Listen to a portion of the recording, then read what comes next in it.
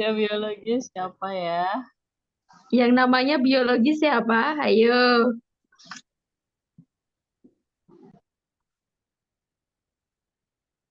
tunjukkan suaramu yang namanya biologi.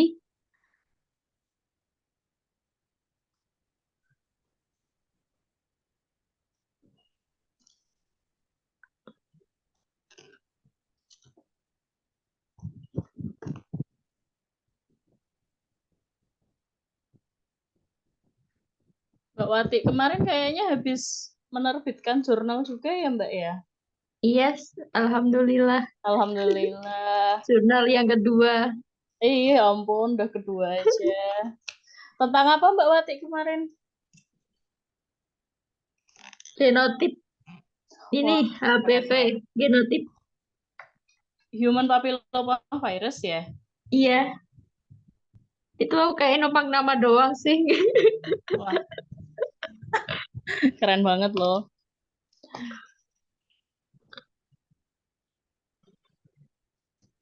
Semoga ini adik-adik semua juga semua bisa menerbitkan jurnal ya. Mm-mm. Safik, dengerin tuh.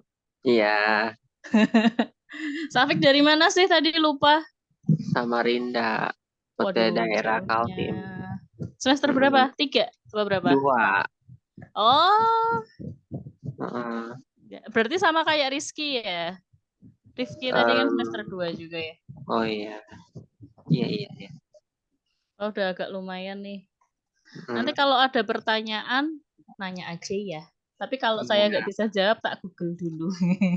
Suruh Nggak jawab apa-apa sendiri kok, ya. nggak Gitu. berat-berat kok. Kalau dia nggak bisa jawab, suruh jawab sendiri gitu.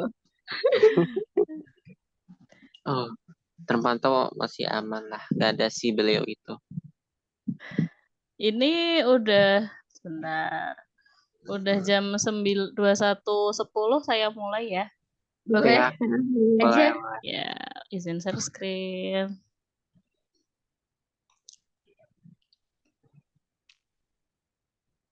Ya, udah terlihat ya. Sudah.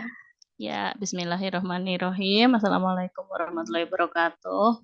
Waalaikumsalam. Waalaikumsalam warahmatullahi wabarakatuh. Ya, jadi hari ini saya akan memberikan apa ya? Ya, pengenalan aja mengenai ekologi laut karena kebetulan kemarin karya saya kan mengenai biologi dari ikan. Jadi ya sedikit banyak saya sedikit paham mengenai ekologi laut. Ekologi laut itu masuknya Biol 4327 ya. Lalu hari ini saya akan menjelaskan mengenai 3 hal, yaitu zona biologis laut, itu modul 2.2, terumbu karang modul 7, dan biologi ikan dan migrasi pada nekton itu modul 8. Bisa sambil buka modul kalau yang di rumah, tapi kalau yang mungkin di sambil kerja ya didengerin aja ya. Oke. 71% permukaan bumi itu memang lautan. Jadi, ekologi laut itu adalah ilmu terapan dari ekologi dasar yang tapi secara umum dimasukkan dalam ilmu oceanologi. Dalam mempelajari ekologi laut ini diperlukan beberapa disiplin ilmu yang lain, yaitu fisika, kimia, geologi laut, ilmu biologi yang mencakup fisiologi, taksonomi, tingkah laku, dan evolusi. Selanjutnya zona-zona biologi di lingkungan laut. Nah, itu dibagi menjadi 2, lingkungan pelagik dan lingkungan bentik. Lingkungan pelagik itu yang badan airnya. Jadi kayak semua hal yang ada di badan airnya. Nah, kalau bentik itu yang dasar. Jadi dia yang tumbuh di atas permukaannya. Jadi perbedaannya seperti itu. Lingkungan pelagik itu dapat dibagi ke arah mendatar menjadi neritik dan oceanik. Lalu lingkungan bentik meluas dari pantai sampai ke bagian terdalam ke dasar lautan di palung. Untuk zona pelagik secara vertikal itu menjadi 4. Epipelagik itu yang masih dapat terkena cahaya, kedalamannya kurang lebih 200 meter. Zona mesopelagik kedalamannya 200 sampai 1000 meter. Nah, yang di bawahnya lagi itu udah gelap banget ya, udah masuk laut dalam, yaitu zona bathypelagik kedalaman 1.000 sampai 4.000 meter, zona abyssopelagik kedalamannya 4.000 sampai 6.000 meter. Lalu untuk yang bentik itu dasar lautnya itu jadinya ada 5. Tapi yang mulai archibentik, basial bentik sama abyssal bentik itu hampir sama seperti lingkungan pelagik. Yang membedakan itu yang litoral dan sublitoral. Yang litoral itu kedalamannya 30 sampai 50 meter. Itu nanti komunitasnya beragam. Contohnya nanti di sana ada padang lamun, ada terumbu karang. Untuk sublitoral itu nanti ada cacing sama keong. Nah, ini yang lebih jelasnya ada gambar di sini. Nah, ini bentiknya, ini bentik. Nah, ini yang pelagik. Jadi nanti ikan atau yang berenang-renang itu di pelagiknya ini. Gitu. Lalu masuk materi kedua. Untuk materi yang pertama, ada yang dibingungin nggak, teman-teman?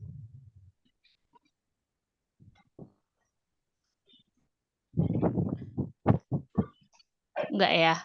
Mudah sih. Enggak. Gimana? Lingkungan abyssal sama hadal itu beda ya sama bentik. Abyssal sama hadal. Itu kalau bentik itu kan permukaannya. Jadi permukaan sini aja. Perbedaannya di ini apa? Biasanya di suhu sama di kedalaman. Kalau hadal itu dia udah 10.000 meter ke bawah, ini biasanya palung.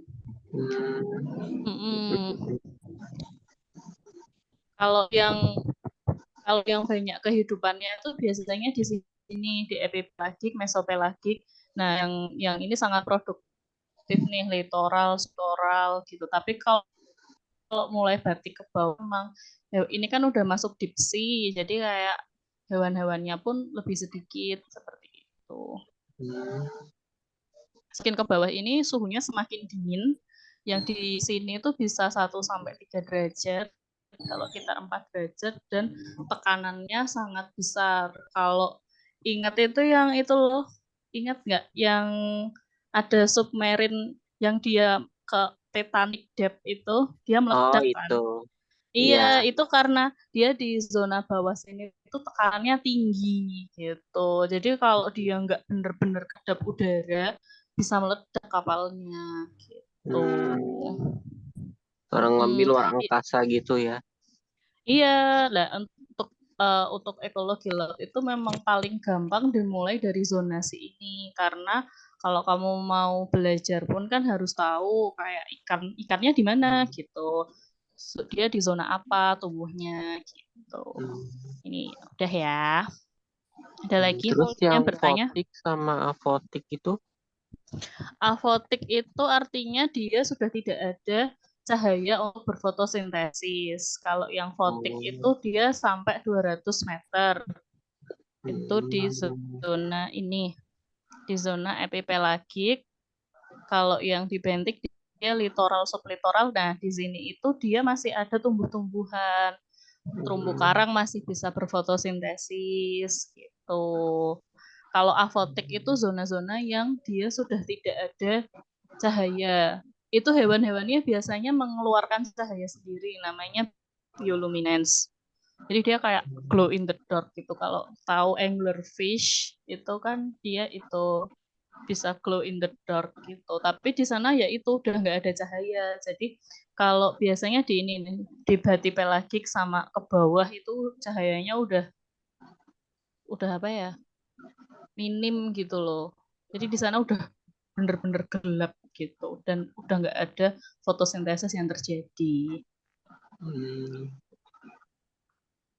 Jenis makanannya pun nanti beda ya. Kalau di daerah yang atas ini makanannya kan masih banyak. Tapi kalau yang mulai di abyssal pelagik atau bathypelagik ini dia sudah nanti hewannya makannya namanya snow marine. Jadi dia kayak sisa-sisa dari organisme yang mati dari atas tuh turun ke bawah secara perlahan, itu yang dimakan oleh hewan-hewan yang ada di bawah. Gitu. Hmm. Nah ini yang fotek sama avotek ini ya. Kalau yang zona fotek ini apa ya? Ini kalau di dunia atas tuh kayak ini loh, rainforest gitu loh, kayak apa ya? Hutan gitu loh. Jadi sangat Hutan tropis. produktif gitu. Oh, kalau Hadal itu sudah kayak di atasnya itu Kayak tropis. kayak bayangkan di pegunungan gitu loh. Burung. Gitu. Jadi kayak di Bentik fotek. ini subtropis lah kalau. Ya udah biasanya di mesopelagik ini masih ada ikan banyak yang ikan turun ke sini, tapi kalau yang bawah-bawah lagi udah jarang ikannya. Ya, lanjut ya. Ya. Lalu untuk kedua kita belajar terumbu karang. Tadi terumbu karang adanya di litoral ya. Terumbu karang atau coral reef itu struktur di dasar laut berupa endapan kalsium karbonat yang dihasilkan terutama oleh hewan karang pembentuk terumbu, terutama hewan karang Scleractinia.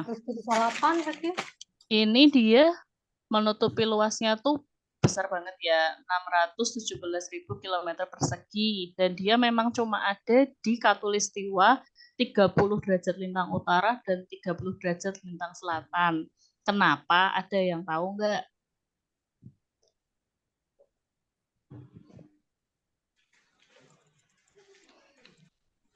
Kalau nggak ada yang tahu itu karena terumbu karang membutuhkan cahaya. Jadi dia membutuhkan kehangatan. Jadi dia kalau nggak panas, nggak hangat, dia nggak bisa tumbuh. Jadi misal terumbu karang di Arktik ada apa nggak? Nggak ada. Terumbu karang nggak ada di Arktik gitu. Nah, apa itu koral? Ini ada video menarik. Kita lihat ya. Tuh, saya kok ora bisa dipencet.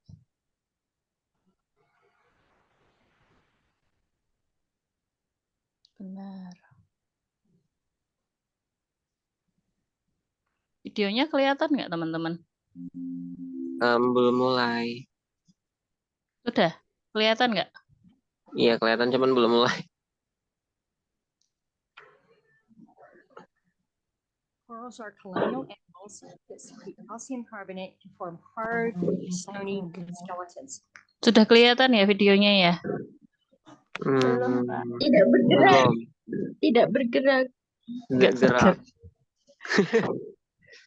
Sebentar. Harusnya bisa sih. Oh, nggak gerak ya? Iya. Bentar, tak ke zoom dulu.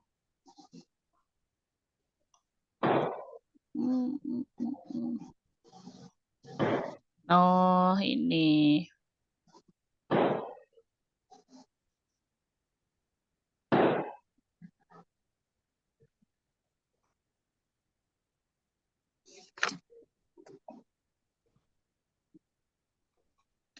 Kok nggak gerak videonya? Bu, halaman berapa, Bu? Animals that secrete calcium carbonate to form Ini hard, rangkuman. Dirangkum dari satu modul. Satu BMP. Itu modul 7, Kak. Modul 7. phylum. Now, Modul berapa, Bu? order Scleractinia. 7. And 800 nose. Iya. Gimana, Mbak? Gimana? Tadi udah dibahas di awal. Kita Ya. ini cuma apa ya, kayak recap aja. Ini kita dari modul 7 ya, terumbu karang ya.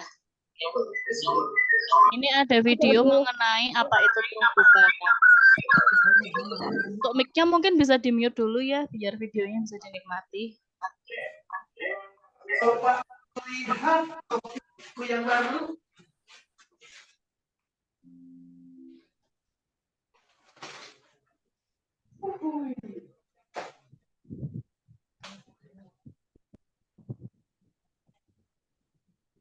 Corals are colonial animals that secrete calcium carbonate to form hard, stony skeletons, developing into intricate 3D structures. Loh, ieu mah teu ketingali ieu teuing, teu ketingali kosmik teuing. and are in the order Scleractinia. There are around 800 known species of hard coral, exhibiting a variety of growth forms, such as massive, encrusting, tabular, or branching corals. Coral reefs have evolved on Earth over the past 200 to 300 million years. During this long evolutionary history, perhaps one of the most unique features of corals is a highly evolved process called symbiosis. We'll explain. The ability for corals to grow depends on their capacity to live linearly and to deposit calcium carbonate skeletons. Corals, and hence reef growth, are therefore very sensitive to the conditions of the physical environments in which they exist. Each individual coral animal is made up of a colony of identical yet individual coral polyps. They have a simple cylindrical body with a mouth surrounded by tentacles. They can extend their tentacles to capture zooplankton and small organisms for feeding. In this way, corals can be considered as heterotrophic feeders. For example, they get their energy from eating other organisms that they capture. However, the majority of energy provided to corals is this tiny single-cell photosynthetic algae known as dinoflagellates. These algae are from the genus Mardidium and referred to as zooxanthellae. This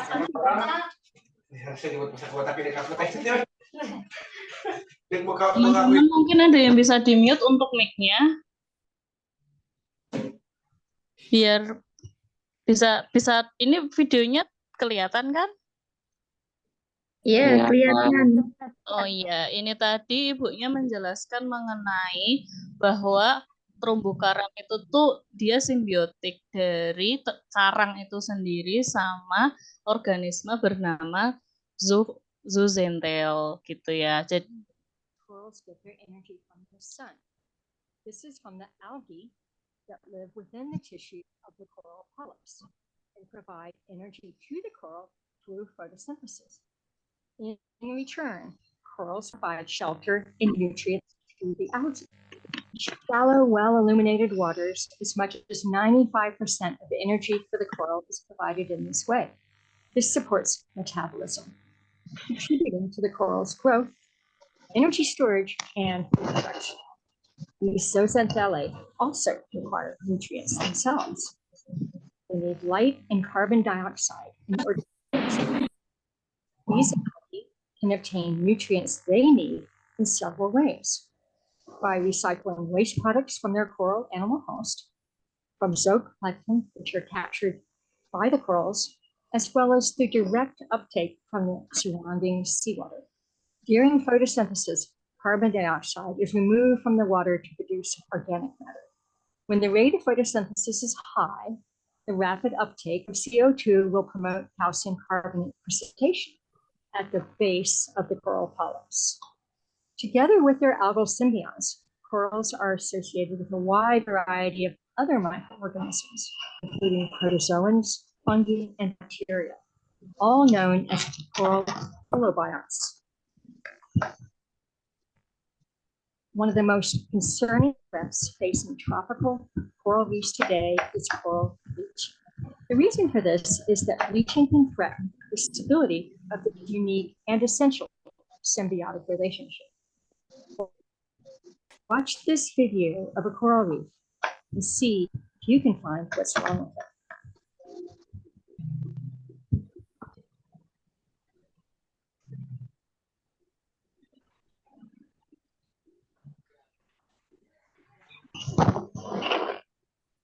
ini untuk teman-teman perhatikan. As much as one Itu tadi koralnya putih ya. Koral itu kan biasanya berwarna. Kalau nggak coklat biasanya hijau. Itu tadi warnanya putih. Nah itu karena dia udah nggak punya itu simbion alganya gitu. 1 degree centigrade, zooxanthellae begin to produce reactive oxygen species. They are toxic to the coral animals.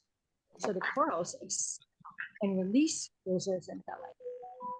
Since the zooxanthellae provide most of the color to corals, the coral tissue turns completely white and or transparent as their calcium carbonate skeleton is exposed. When this happens, corals can appear bright white in the water. You can think of it as a natural response to warmer temperatures, similar to our skin peeling when we get sunburned from too long in the sun. While the coral may look dead, it's actually still alive, and in fact, it may survive some bleaching events. However, without the algae, the coral loses its main source of food and nutrition. This makes the coral more susceptible to disease, predation, and therefore potential mortality. So now to speak a bit more about bleaching. Coinciding with a strong El Nino event between 1997 and 1998 was the first widespread and devastating mass bleaching event. This resulted in an estimated 8% loss of coral reefs around the world. For example, in the Indian Ocean, up to 90% of coral cover was lost, with about 80% of corals experiencing bleaching. In the Maldives, live hard coral cover went from around 70% to below 10%, even as low as 1% to 2% in some places. While many of the reefs globally have recovered from this mass bleaching event since the late 1990s, we've noticed that during the last 20 years, there have been even more frequent bleaching events year on year. For example, by 2014, coral cover in the Maldives had recovered to pre-bleaching levels in some places. However, in 2015 and 2016, another mass bleaching event occurred. This more recent event caused around 70% of corals to bleach globally, although mortality rates were lower than the early 1998 event. Repeated bleaching events threaten the longevity and health of coral reefs, as their capacity to recover can be gradually weakened over time. As mass bleaching events are predicted to increase in frequency and magnitude with ongoing global warming, episodic events such as El Nino, protecting corals from controllable human-related threats such as pollution and direct extraction is more urgent today than ever before.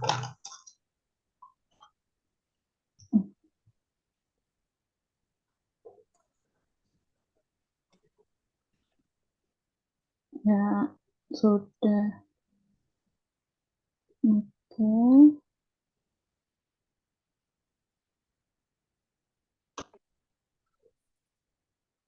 Kembali lagi ke PPT-nya ya. Jadi sudah melihat videonya ya. Itu gambaran luas sih mengenai koral dan juga ancamannya. Saya akan menjelaskan mengenai hal itu lebih jauh ya.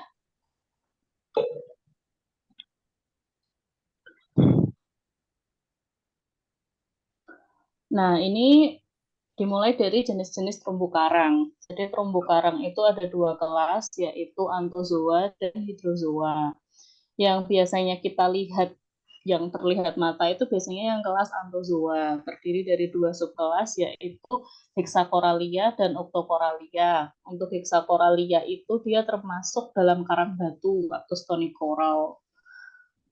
Nah, ini merupakan penyusun utama dalam membangun terumbu karang sehingga disebut dengan koral hermatipik.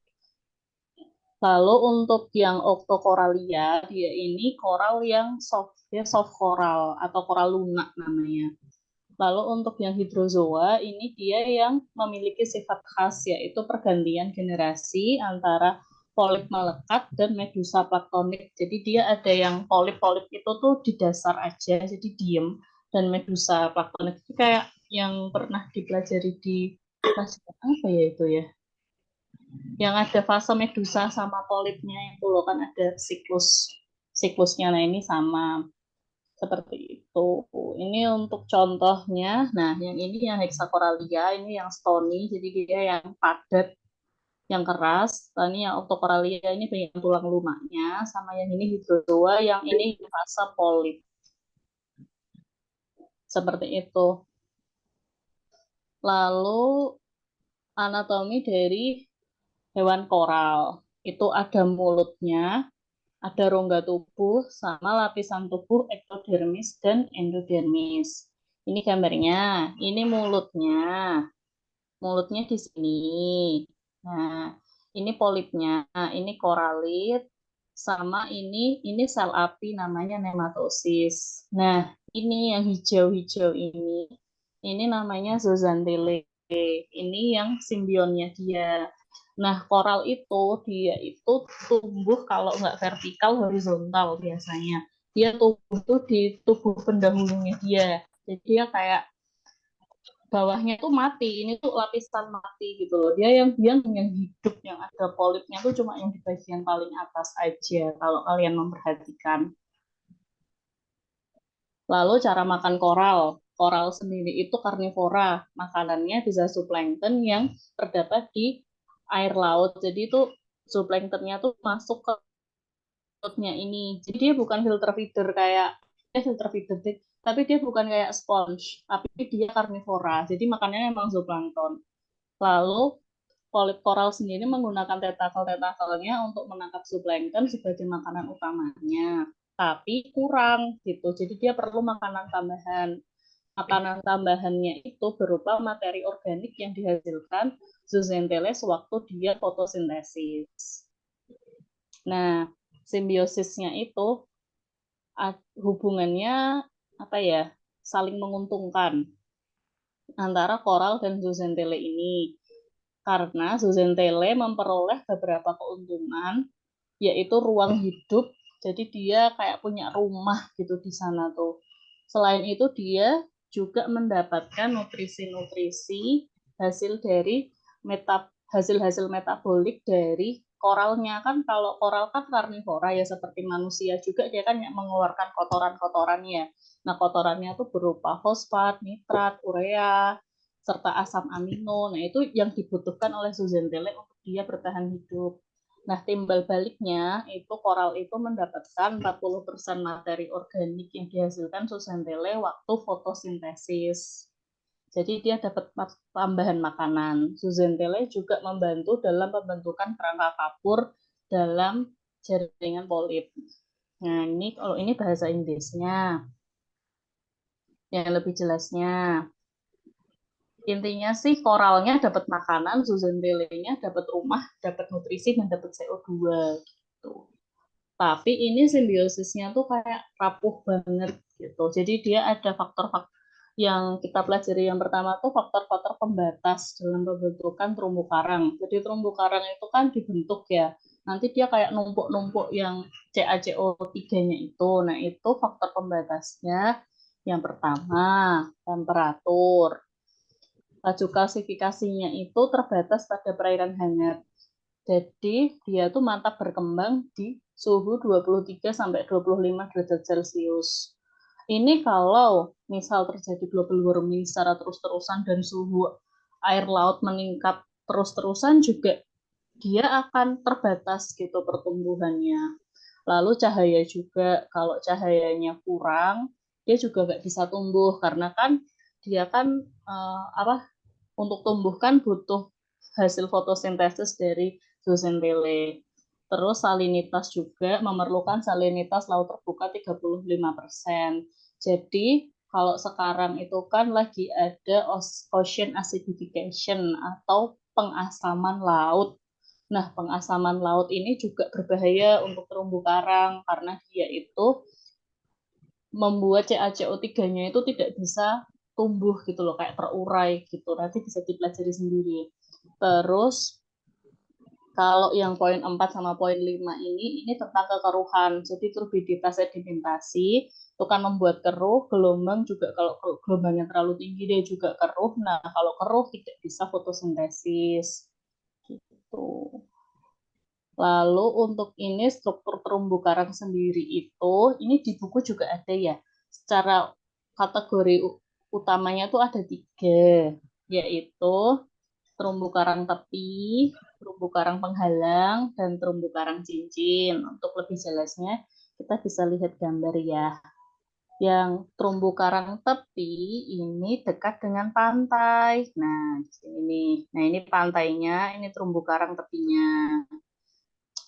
Dekat dengan pantai, pada pantai berbatu. Terumbu karang penghalang terletak jauh dari pantai, terpisah dari pantai oleh lagun besar. Nih, ini pantainya di sini. Ini pantainya di sini kan? Sorry. Ini pantainya di sini. Ini adalah lagunnya, dan ini terumbu karangnya yang warna putih ini. Jadi ini namanya barrier reef. Nah, yang contoh yang ketiga itu ada terumbu karang cincin atau atol. Atol itu nanti bentuknya cincin, di tengahnya ada lagun. Lagun tuh kayak apa ya? Kayak danau gitu loh. Ini bisa dilihat. Nah, ini terumbu karangnya yang warna putih, dia ada lagunnya. Nah, ini kalau ini adanya di Maldives, ada ini yang atol Di ini. Belize juga ada, Kak. Gimana? Belize. Oh, di Indonesia ya? Bukan Belize. Gimana? Itu di negara Amerika Tengah. Oh iya, berarti indah sekali. Nah, atol itu kayak Nah, bagus banget itu. Kalau yang barrier reef ini ya yang terkenal yang di Australia itu. ya, Jadi itu yang perbedaannya, terluas. kalau perbedaannya gitu aja, mengingat-ingatnya kalau yang Free Green Reef itu dia dekat pantai, ini pantai langsung terumbu karang. Itu kayak Karimun Jawa gitu juga deh. Terus yang barrier reef ini ada lagunnya, terpisah lagun. Terus yang atol itu tengahnya dia pasti ada lagunnya gitu. Nah, ada hal-hal yang mengancam simbiosis koral dan zooxantel. Tadi kan sudah mempelajari faktor-faktornya ya. Nah, yang paling umum ancamannya itu adalah stres karena peningkatan suhu permukaan laut. Jadi itu mereka memang suka air hangat, tapi kalau terlalu hangat mereka stres itu. Bahkan pada naik 1 derajat di atas normal di musim panas pun bisa stres. Nah, kalau udah stres, proses fotosintesis yang dilakukan oleh si alga ini terganggu. Dia malah mengeluarkan senyawa oksidatif yang akan merusak karang dan alga. Bila hal ini terjadi, nanti alganya lepas dari inangnya. Nah, lepasnya ini tuh membuat bleaching itu tadi yang di video, dia jadi warna putih semua karangnya. Itu sebenarnya karangnya nggak mati, dia itu masih hidup, masih berfungsi juga, polipnya masih berfungsi. Cuma dia sudah tidak mendapatkan energi yang biasa didapat dari zooxantel ini gitu. Nah, ini infografisnya coral bleaching. Nah, kalau sehat dia warnanya coklat.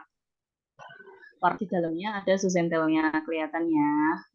Nah, kalau stres, stresnya bisa disebabkan ini peningkatan suhu, polusi sama run off ini loh, apa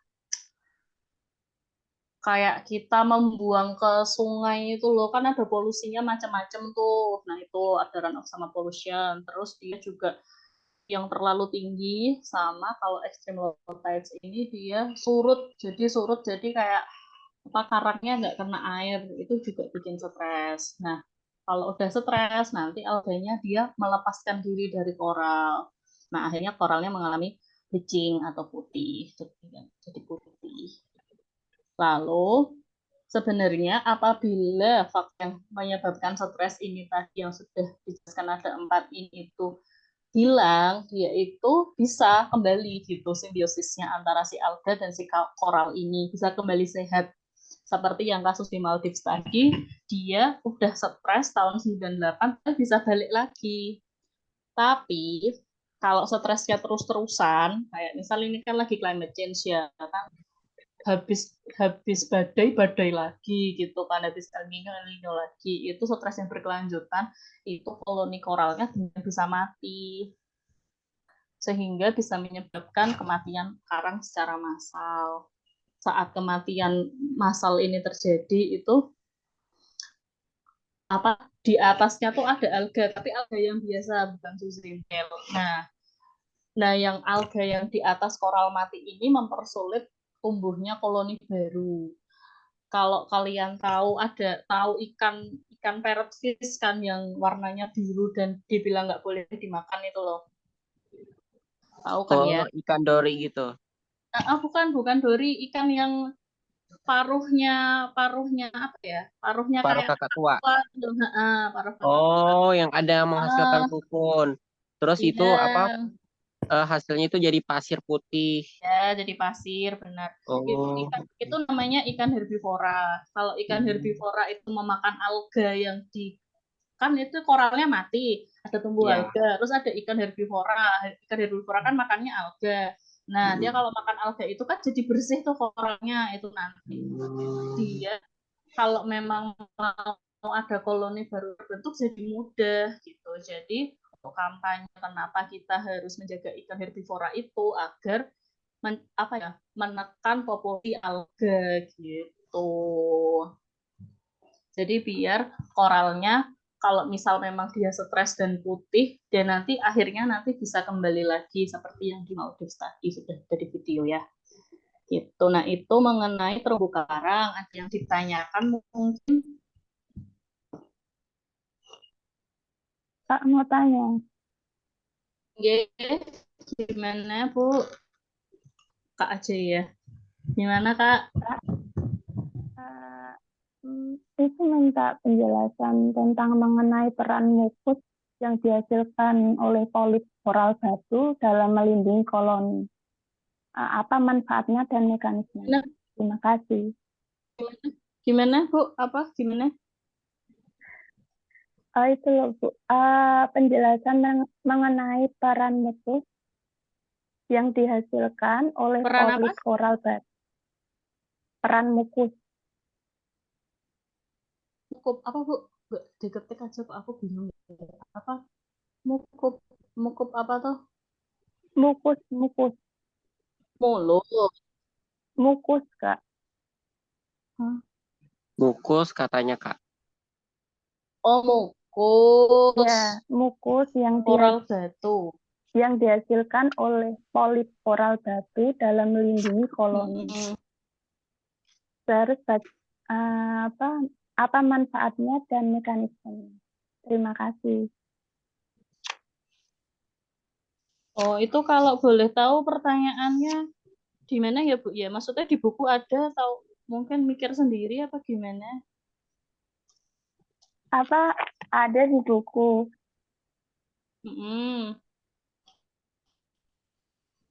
Maksudnya aku belum jelas, nggak tahu itu makanya tanya sama ibunya. Oh, ini Mbak aja sih. Saya juga cuma bantu kok di sini.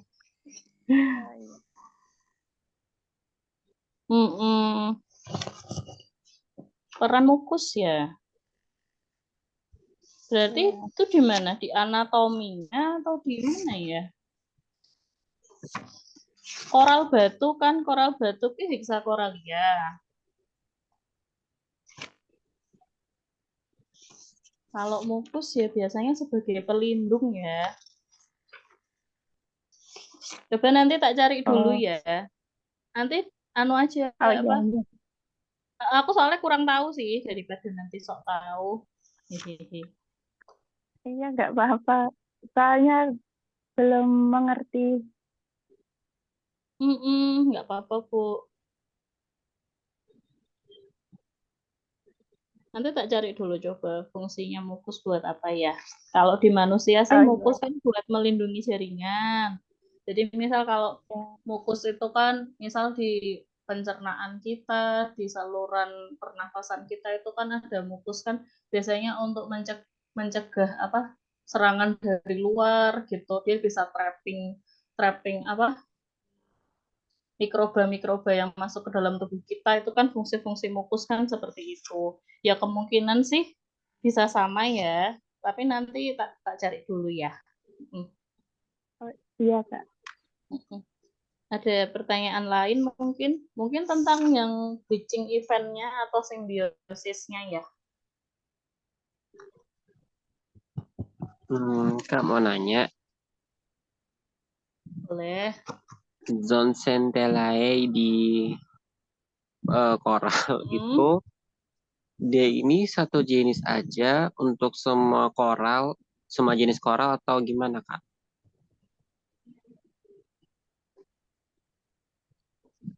Soalnya kan dia ada genusnya gitu. Iya, tadi aku juga melihat ada kok. Ini kayak satu jenis aja deh. Hmm, dia bisa buat semua koral ya. Mm-mm. Hmm, Itu juga sangat unik loh ini tuh. Ada simbiosis unik ini tuh. Dia Mungkin makhluk hidup. mitokondria tuh dulu juga gitu. Dia makhluk Dia hidup. alga. Iya, dia alga. Cuman Heeh. dia itu kayak Mm-mm. bukan organ buat koral, melainkan kayak semacam Bukan. pembantu Mm-mm. kayak oksigennya gitu nah. Mm-mm. Ini tuh Hmm, kalau di manusia mungkin mitokondria kali ya. Mitokondria itu kan sebenarnya bukan dalam sel tubuh kita. Mitokondria itu jadi dia kayak sel asing yang dulu bersimbiosis dengan sel pertama, terus dia akhirnya jadi dalam sel kita gitu. Itu sebenarnya bukan bagian dari alga gitu loh. Kalau kita mikir iya. dia tuh apa koral sendiri itu sebenarnya hidup gitu tanpa zooxanthellae. Tapi dia zooxanthellae itu kayak masuk dan dia tuh membantu dia untuk hidup dan berkembang biak gitu. Hmm, Jadi aku juga nggak. sebenarnya Mm-mm. sebenarnya mereka hidup tanpa zooxanthellae, cuman zooxanthellae itu lebih besar pengaruhnya gitu. Jadi mereka lebih butuh. Iya. Mm-mm. Jadi dia kayak membantu 40%. Ini kan ada di ini nih. Nah, nutrisinya dia tuh 40% materi organik yang dihasilkan zooxanthellae sewaktu fotosintesis diambil polip koral tersebut sebagai makanan tambahan. Tuh. Jadi sangat sangat simbiosis yang sangat mutualisme sekali sih antara zooxanthellae sama koral ini. Tanpa zooxanthellae mungkin koral tumbuhnya bisa bertahun-tahun atau beribuan tahun Iya, jadi kan per sentimeter. iya, padahal itu juga udah lambat, tapi mungkin lebih lambat lagi dan dia kayak yang dijelasin di bukunya tadi, karena dia mungkin materi organiknya kurang ya, dia kan cuma mengambil dari sekitarnya aja, tadi mengambil zooplankton ya di sini ya, dia cuma mengambil dari sekitarnya aja dan itu kurang gitu. Jadi dia kayak kalau kita kurang makan gitu kan kayak jadi gampang sakit kan, kita jadi gampang sakit, terus kita jadi bisa meninggal juga. Nah, itu sama analoginya gitu.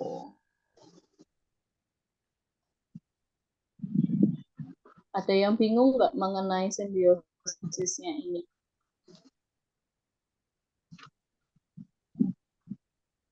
Udah ya?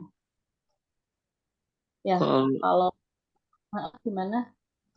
Di geografinya itu tadi yang barusan itu yang atol itu apa namanya itu pulaunya kayak Bantet gitu ya. Jadi pulaunya dia ini kayak volcanic island ya, kayak lebih di underground, under ocean gitu. Bukan bandat lagi sih, udah nggak bener-bener di bawahnya. Kadang di tengah kan ada ya. Mm-mm. Tapi Mm-mm. eh, ada gunung api di bawah laut. Gunung apinya itu selalu aktif, terus mengeluarkan kayak muntahan vulkaniknya di dalam bawah laut itu kebawa ke daratan. Nah, itu bisa jadi sequence untuk atol gitu atau barrier reef gitu, Kak. Oh ini maksudnya. Ya, Oh iya, dia kayak turun gitu loh. Iya, kayaknya ini turun gitu. Terus nanti kayak perlahan-lahan jadi bentuk yang macam-macam ini. walah. Kayaknya gitu sih.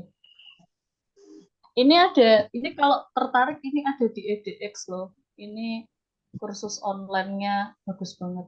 Coral Reef, Coral Reef and Nitrogen apa gitu. Nitrogen pollution.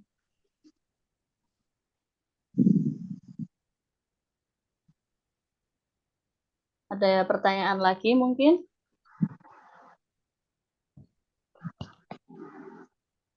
Sudah, ini kalau tadi ada yang menanyakan kenapa langsung modul 7, ini mohon maaf sebelumnya, saya tuh dikasih tahu Mbak Wati juga baru kemarin ya. Jadi kayak saya membantu menjelaskan yang saya ngerti-ngerti aja, dan ini tuh kayak lebih ke overview aja sih. Jadi nggak akan saya jelasin per modul gitu. Saya cuma akan menarik minat mengenai ekologi laut itu apa gitu. Nah, salah satunya kalau menurut saya yang indah itu kan terumbu karang ya.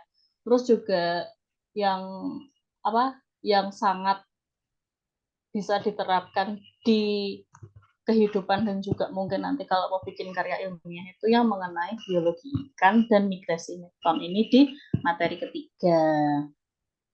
Kita mulai di materi ketiga ya. Biologi ikan dan migrasi nekton.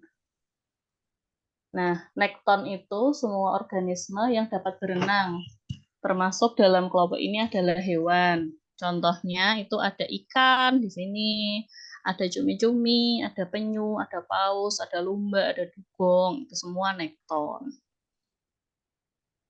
Lalu ikan merupakan bagian terbesar dalam kelompok nekton dan memiliki berbagai macam tingkah laku hidup. Ikan yang hidup di atas atau di dekat dasar laut disebut dengan ikan demersal. Jadi yang di dasar laut itu namanya demersal. Kalau tadi ada yang sudah melihat dari awal, itu berarti ikan yang bentik ini, yang di lingkungan bentik, ikan demersal. Nah, yang di lingkungan pelagik itu namanya ikan yang hidup di perairan pelagik disebut dengan ikan pelagis. Ikan pelagis itu yang sering kita makan sih, kayak misal ikan tuna itu ikan pelagis, gitu. Ikan sarden juga ikan pelagis. Ikan pelagis di Indonesia itu dibagi menjadi dua, yaitu ikan pelagis kecil yang hidupnya sebagian tuh banyak yang dekat pantai, sama ikan pelagis besar itu yang hidup di oceanic itu seperti hiu, pari, itu ikan pelagis besar namanya. Pelagis tuh artinya dia kayak hidup di laut terbuka gitu loh ikannya tuh. Lalu biologi ikan dan migrasi ikan pada nekton. Daerah sebaran atau distribusi ikan demersal dan ikan pelagis di Laut Indonesia itu ada di ini ya, banyak ya, Selat Makassar, Laut Cina Selatan, Laut Jawa, Selat Makassar, Laut Flores, dan lain sebagainya. Nah, daerah sebaran ini tuh ada yang namanya habitat kritis. Jadi itu habitat-habitat yang memang dia sebagai tempat pemijahan, tempat asuhan bagi ikan-ikan yang memang dilindungi gitu. Dalam rangkaian migrasi dari spesies nekton itu ada 3 titik penting nih. Titik pijah, titik asuhan, dan titik dewasa. Titik pijah ini apa? Titik pijah ini adalah tempat ikan bertelur atau tempat ikan melahirkan. Ikan ada yang melahirkan, jadi nggak semua ikan bertelur ya.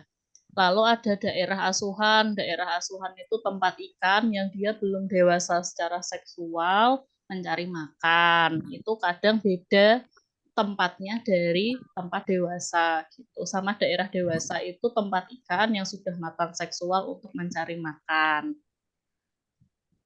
Nah, dalam mempelajari biologi ikan demersal dan ikan pelagis itu datanya ada banyak. Yang pertama, ini namanya mau sudah mempelajari biologi ikan. Jadi kalau kalian membaca ada jurnal judulnya biologi hiu paus, itu berarti ini yang dimaksud tuh biologi itu ini.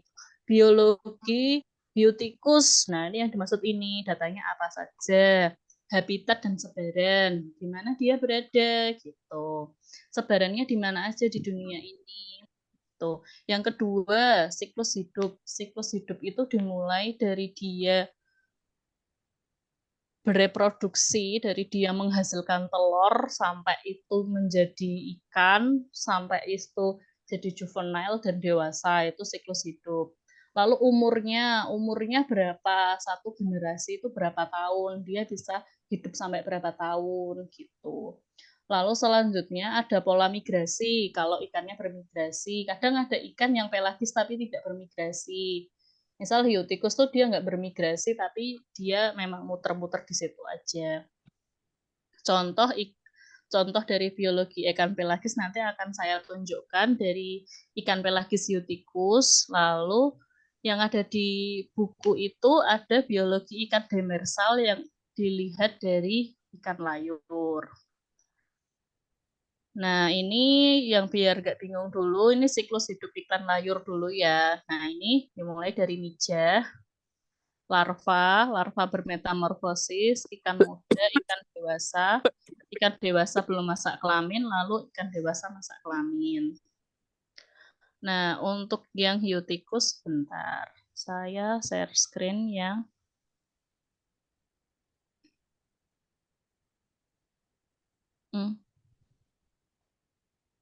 kok ini ya? Bentar. Kelihatan enggak ini jurnalnya? Kelihatan ya? Jelas. Jelas ya. Mm-mm. Nah, ini namanya Alopias pelagicus. Dia ikan pelagis besar. Dia ikan oceanik. Hidupnya di permukaan hingga kedalaman 152. Habitat ya ini namanya, ini biologi habitat. Lalu selanjutnya sebaran. Sebarannya dia di sini, Samudra Hindia, Australia, Pasifik Utara, bagian barat hingga Pasifik Selatan bagian barat, Central Pasifik, dan wilayah Pasifik bagian timur. Di Indonesia ini banyak ditemukan ikannya, banyak ditangkap juga, dan habitat kritisnya kalau yang sudah diamati itu ada di Alor dia. Nah, habis sebaran habitat, lalu kita masuk ke biologi di apa namanya? Siklus hidupnya dia. Nah, dia itu yang pertama dia melahirkan ya, dia vivipar, tapi nggak pakai plasenta.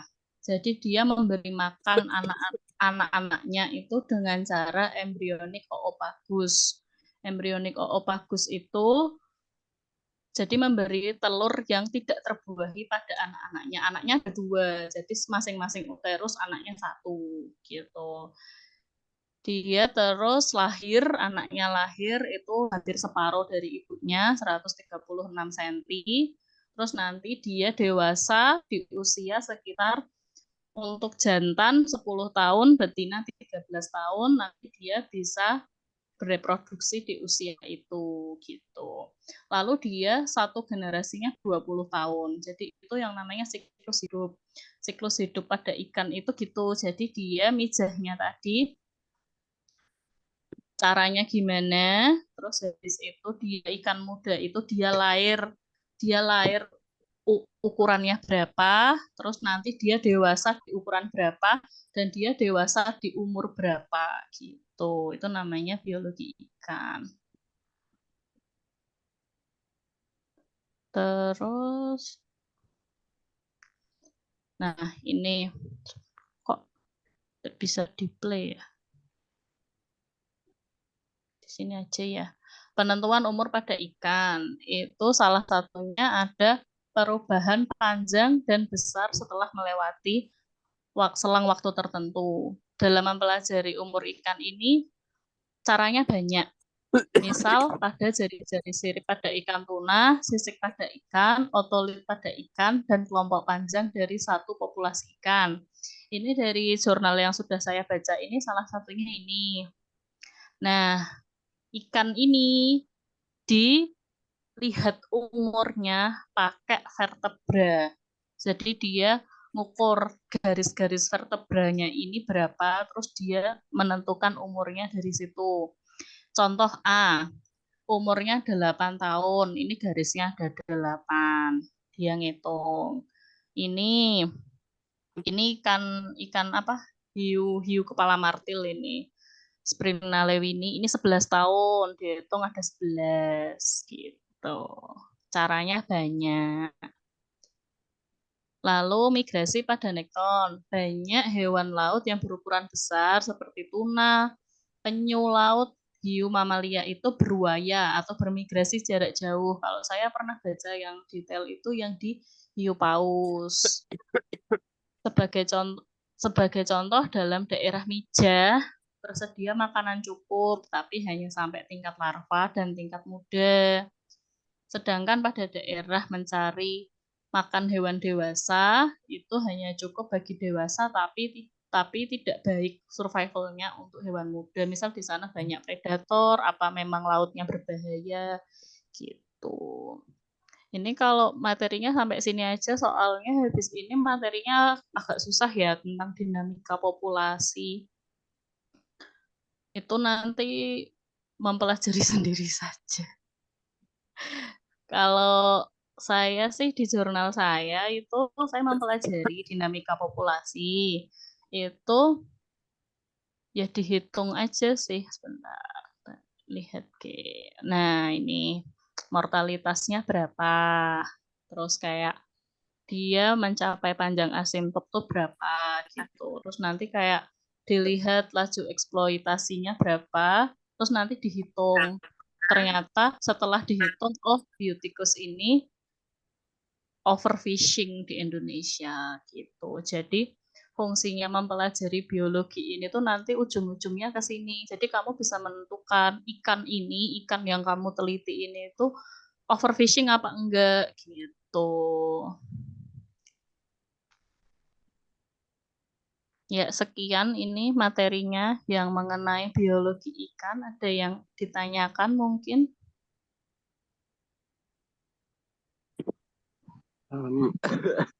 Kak, Ya. eh, soal tadi ini namanya yang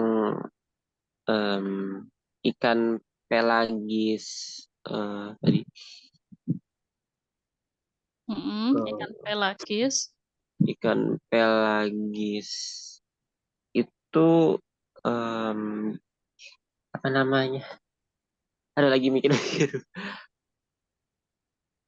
Coba slide dulu Kak, mau ini Yang mana? selanjutnya. Nih. Nah, ya. Turun lagi nggak? Apa sini aja? Atau itu dah. Mm-mm. Kalau pelagis kecil ini sama besar itu bisa nggak kayak namanya kayak bisa apa namanya kayak ngaruh atau apa namanya sih kayak misalkan kalau pelagis besar kayak hiu itu migrasinya ke sebagian besar di pantai itu bisa berpengaruh nggak buat ikan pelagis kecil? Maksudnya gimana? Biasanya memang tinggalnya sendiri-sendiri sih. Ya, Mm-mm. kalau komunitas gitu, Mm-mm. komunitas ikan sarden ke pantai gitu, itu Ya, makan ya.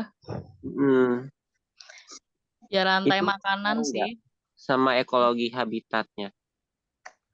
Ngaruh sih, soalnya kayak yang Hmm. aku baca hiu tikus itu ya, dia itu mengalami migrasi, tapi migrasinya diural. Diural itu migrasi tapi secara vertikal. Jadi dia misal kalau siang dia nyarinya ikan kecil di atas, nanti kalau malam dia nyarinya cumi di bawah gitu.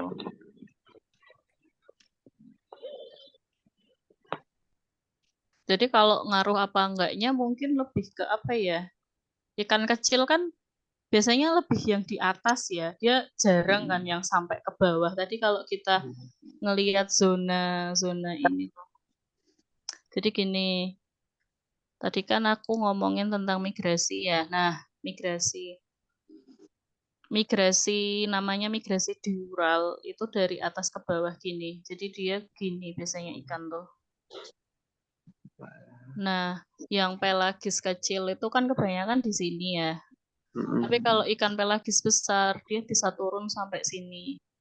Oh, mesopelagik. Dia biasa kalau tadi kan bisa sampai 150 meter kan bisa lebih kok, dia aku baca judulnya bisa lebih kok. Jadi dia kayak kalau di sini tuh dia kayak nyari ikan yang kecil ikannya.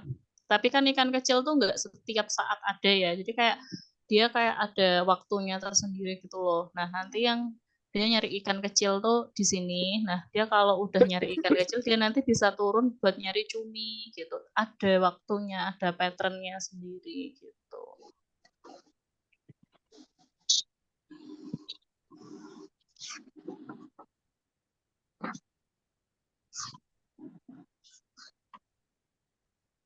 Jadi bedanya ikan demersal itu ikan yang di dasar laut gitu. Seperti ikan layur itu kan di dasar laut ya. Kalau ikan pelagis itu ikan yang dia berenang di laut terbuka, di oceanic gitu.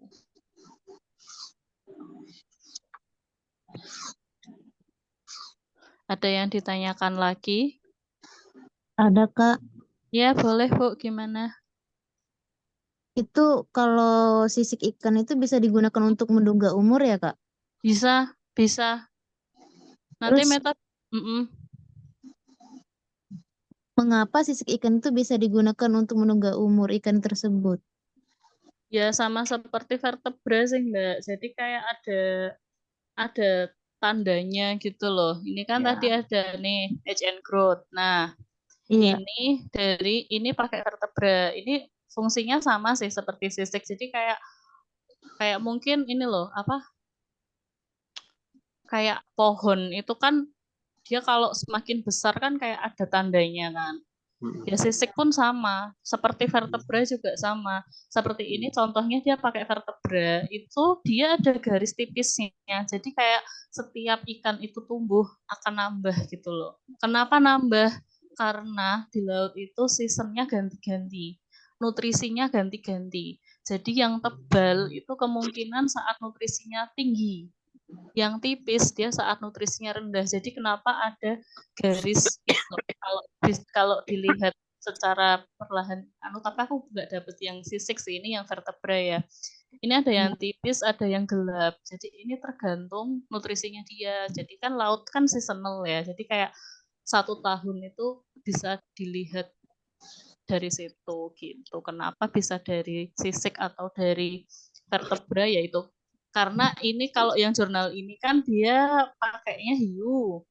Hiu kan sisiknya bukan kayak ikan koi ya yang bisa kelihatan gitu kan. Sisiknya Iya. kan beda tipenya kan. Iya. Ya kan nggak bisa kamu tarik kan ikan hiu kan sisiknya. Jadi dia caranya pakai Kira vertebra. udang. Jadi kalau hiu pakai vertebranya dia, pakai tulang belakangnya dia gitu. Ya kurang lebih kayak kita ini. Kayak kerutan gitu. Bisa ditentukan. Iya, kayak kalau misal yang paling gampang ya pohon gitu. Pohon kan juga berdasarkan nutrisi kan bisa sampai Iya, kita ada juga band-nya. berdasarkan nutrisi itu dari bayi itu kan bubur. Nah, lanjut ke Ya, balita itu minum susu. Nah, ya, sampai remaja. Remaja itu sudah kayak udah mampu untuk memakan yang berat-berat gitu. iya, ya Nah, gitu. diikuti dengan perkembangan morfologinya yang berubah-berubah sesuai dengan ini. Betul, seperti itu. Jadi ini jari-jari sirip pada ikan tuna sebenarnya ini intinya sama sih. Jadi kayak melihat band pada ikan tersebut. Tapi bisa juga dari panjangnya. Jadi kalau kemarin yang jurnalnya saya tuh dari panjangnya juga bisa. Jadi kayak kalau ikan itu udah panjang 275 cm itu dia udah dewasa. Tapi kalau di bawahnya itu kemungkinan dia masih anak-anak, masih belum mencapai dewasa seksual gitu. umur lama ikan umumnya berapa sih ya Kak? Ada nggak sih Itu pembatasannya gitu? tergantung Terbatasnya? tergantung ikannya. Biasanya semakin besar semakin tua. Kayak ikan ini Alopias pelagicus dia bisa sampai 25 tahun. Panjang usianya. Ikan hiu biasanya panjang usianya. Yang lebih panjang lagi juga ada. Gitu. Kalau ikan yang rada kecil biasanya lebih pendek gitu. Berarti sesuai dengan ikannya berarti ya, Bu? Kayak ikan kerapu tuh panjang usianya juga. Kan banyak nih ikannya nih. Ini ikan hiu paus. Hiu paus ini juga panjang nih usianya. Jadi itu termasuk dalam biologi ikan. Jadi nanti kalau udah bikin jurnal, terus udah karil, terus jangan bingung biologi ikan apa ya gitu. Maksudnya biologi ikan apa? Soalnya itu kan pasti bingung ya. Iya. Kan kita sering membaca jurnal biologi ikan, tapi kita nggak ngerti biologi ikan maksudnya apa gitu toh.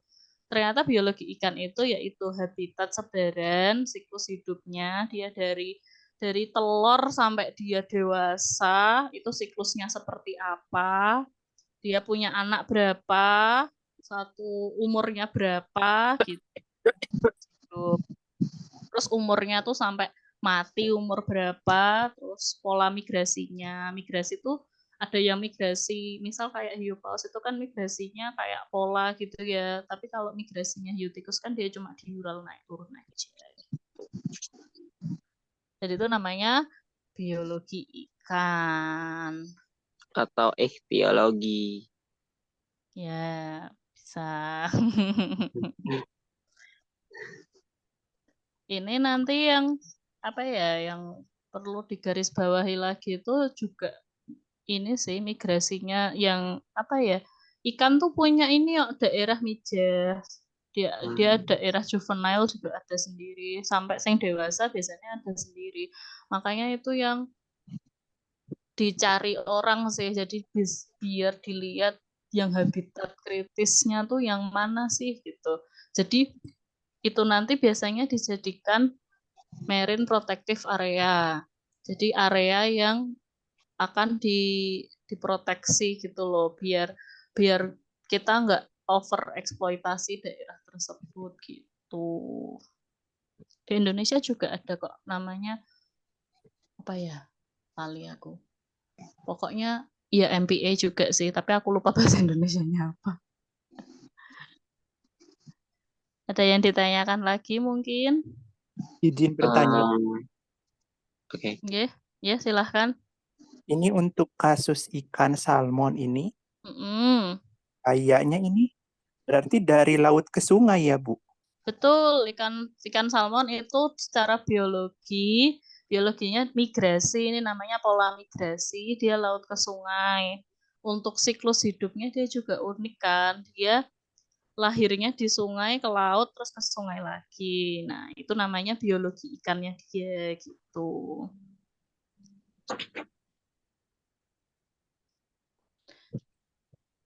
Ikan salmon unik sih memang. Hidupnya susah itu, kasihan.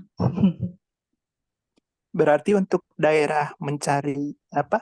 Daerah ikan muda mencari makannya di sungai, masih di sungai ya, Bu? Enggak, dia mencari makan di laut. Oh, udah ke laut ya. Jadi dia tuh kan dia bereproduksinya di sungai. Di Terus dia ke sungai. laut. Dia tuh Ah, kayak, nah di sungai itu dia cuma bereproduksi aja. Bentar, Pak jelasin ya. Nah, dia di sungai cuma mijah, ini loh, spawning. Namanya spawning. Dia kan ikan dewasa yang ke sungai kan, ke hulunya ya, nggak salah ya. Dia kan naik terus kan itu. Nah, dia itu ini ikan salmon di sini. Dia udah matang kelamin, dia udah siap reproduksi, dia terus naik tuh, dia ke hulu sungai. Di sana dia melakukan mijah atau spawning.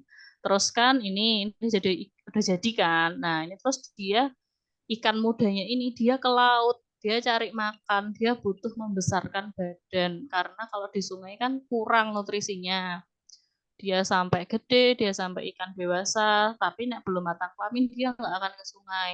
Nah, sampai dia matang kelamin, dia baru ke sungai. Dia baru ke sungai untuk melakukan mijah lagi. Jadi ini siklus hidupnya dia gitu.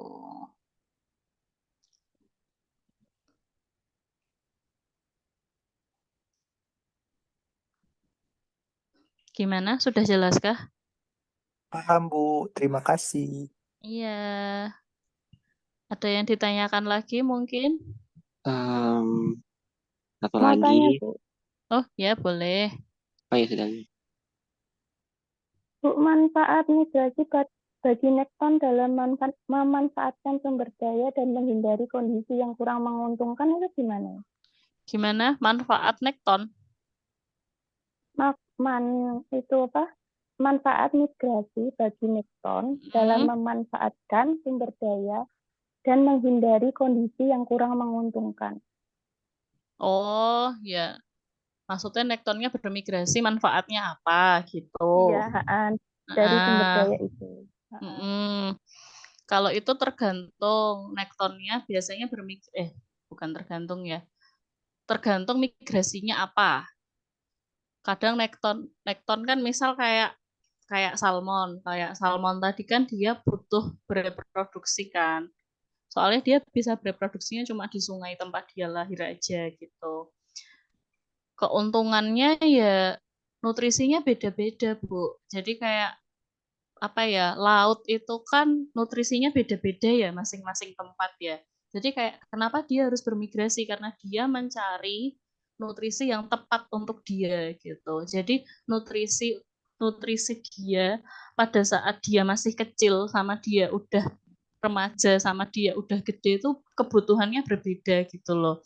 Kalau di sini dijelaskan sebagai contohnya dalam daerah Pijah tersedia makanan cukup tapi cuma sampai tingkat muda. Nah, dia kalau butuh kan ikan kan butuh gede ke badan ya sama seperti kita. Dia harus nyari tempat makan yang sesuai sama dia yaitu di feeding ground. Nanti tapi ini yang feeding groundnya ini nggak bisa buat juvenile, jadi dia cuma bisa buat dewasa gitu. Jadi manfaatnya di situ untuk membesarkan badannya dia. Salah ya? Ya gitulah. Mungkin melestarikan kehidupan selanjutnya lewat nekton bisa. Iya, jadi kayak migrasinya berfungsinya ya untuk memenuhi siklus hidupnya dia sih. Iya, Heeh. dan memperbanyak generasi selanjutnya. Karena kan kita kan intinya cuma bereproduksi ya kalau di dunia Iya. ini. Tapi kalau sebagai hewan gitu. Untuk moluska, krustasea besar gitu, pendekatannya seperti biologi ikan ya. Kalau di buku tuh masih tentang biologi ikan sih Mas, untuk krustasea tuh belum dijelaskan ya. Oh, moluska juga belum. Belum ada. Saya kan tadi pakai buku ya, itu belum Ya. sih, belum ada sih. Ya kalau ada sih saya pengen tahu juga. Iya. Ini kalau di buku tuh tentang biologi ikan. Ini nanti bagus loh kalau buat Karil nanti. Ya susah-susah gampang lah. Bisa bahas ini, materinya luas. Nggak keluar uang lagi karena review jurnal.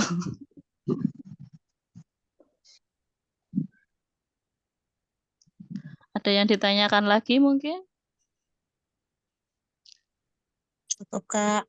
Cukup ya. Ya. Ya, cukup. Ini review aja. Maaf materinya mungkin kurang banyak ya, tapi ya ekologi laut itu seperti itu nanti.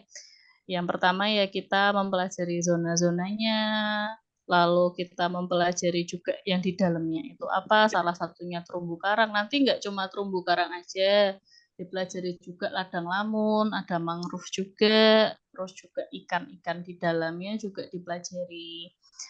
Nah, untuk yang paling advance memang yang paling akhir itu dipelajarinya mengenai yang tadi biologi ikan. Biologi ikan itu ya awal-awalnya cuma mungkin siklus hidupnya aja sama sejarah hidupnya dia seperti apa. Itu namanya sejarah hidup ya. Jadi belum bahas. Nah, biologi ikan juga mengenai sejarah hidupnya ikan itu yang paling advance di biologi ekologi laut. Nah, nanti mengarahnya kemana? Mengarahnya ke dinamika populasi. Tapi karena ini masih materi pengenalan, saya rasa kalau dinamika populasi itu pusing banget soalnya itu beneran pakai rumus ya. Jadi ya sampai sini dulu aja sih. Yang penting udah mengenal dulu gitu. Ya sudah, saya cukupkan sampai sini dulu share screen-nya. Mbak Wati, gimana Mbak Wati? Sudah Mbak? Iya boleh, nggak apa-apa. Oh ya, terima kasih ya teman-teman sudah belajar bersama saya hari ini. Mohon maaf kalau banyak bingungnya, banyak salah katanya. Saya cukupkan sampai sekian. Assalamualaikum warahmatullahi wabarakatuh. Waalaikumsalam warahmatullahi wabarakatuh. Terima kasih banyak Kak Dian, sangat Banyak, berbobot. Kak. Iya. Ini boleh live kah atau gimana? Boleh. Saya juga mau live kok ya. Terima kasih. Oke, terima kasih juga Kak Wati. Sama-sama. Eh, Oke, izin live yuk.